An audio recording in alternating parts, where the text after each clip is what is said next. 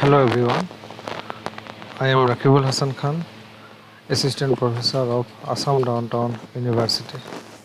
Today I am going to discuss about lens neutralization by hand. So, what is neutralization? The power of an unknown lens can be determined by neutralizing it with other lens of known power. Neutralization is based on the fact that if we look at an object through a convex or concave lens and move the lens from side to side, right and left or up and down, the image that we see through the lens will also move.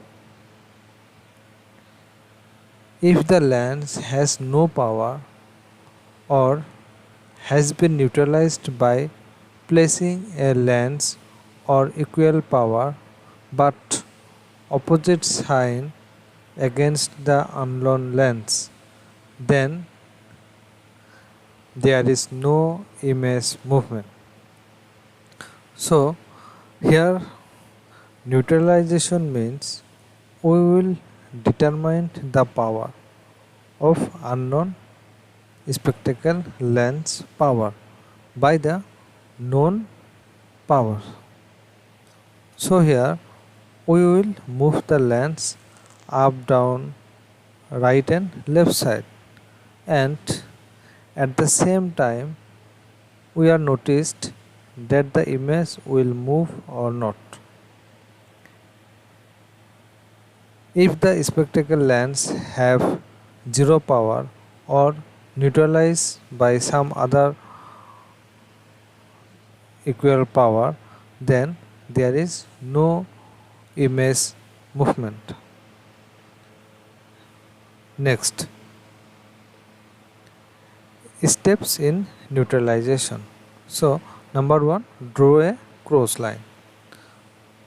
On a piece of paper, draw a cross with lines perpendicular to each other and at least 15 centimeter long. See the diagram, like that we will make a cross lines and we will put it at least 15 centimeter away. Next, number 2, determine principal meridian. Look at the cross through the lens.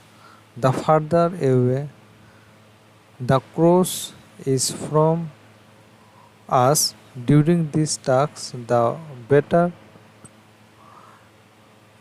the other end of the room.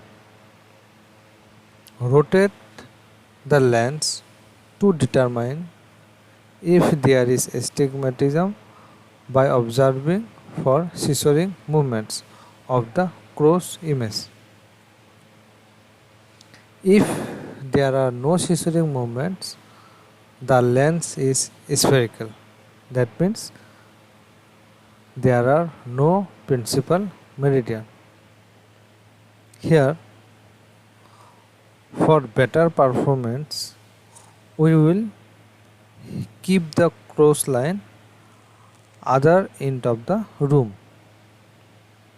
After that, rotate the lens and we observe that there is scissoring movements is present or not. This is scissoring movement.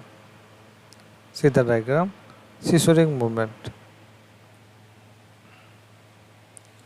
If there is no scissoring movements, that means the lens is spherical. Next, if scissoring movements are present, then rotate the lens such that the cross lines of the image are exactly perpendicular. That is, they line up with the cross lines of the object cross. This is the orientation of the principal meridian of the lens. We can now mark the principal meridian of the lens with spots using a flat tip pen. Keep the lens in this orientation for the remainder of the task. See here, if scissoring movements are present, then rotate the lens until the object cross and the cross line. This is cross line and this is object cross. They are line up with each other. After that, we will mark the principal meridian in our lens by removable marker. Next, number 3, determine the optical center. Optical center means center of the lens. Hold the lens as in step 2 above,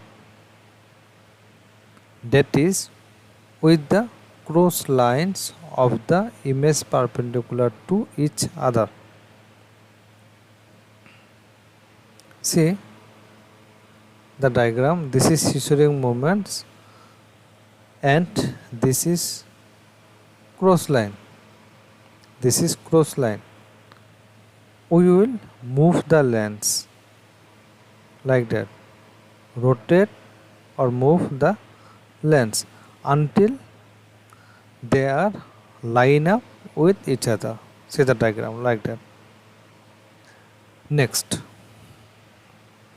now move the lens up and down or side to side to ensure that the lines of the cross image exactly overlap with the lines of the object cross.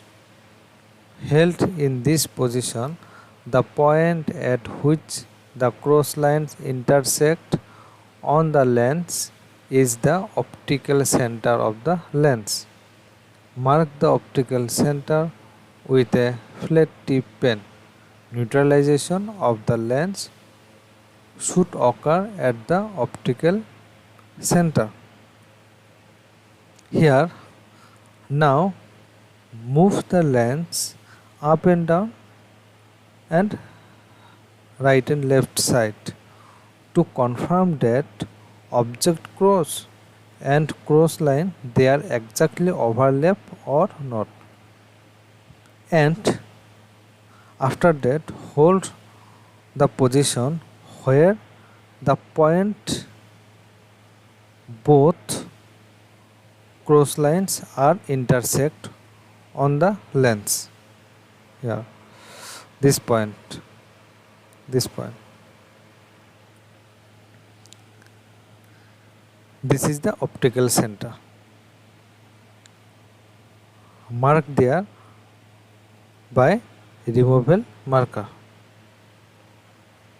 Next,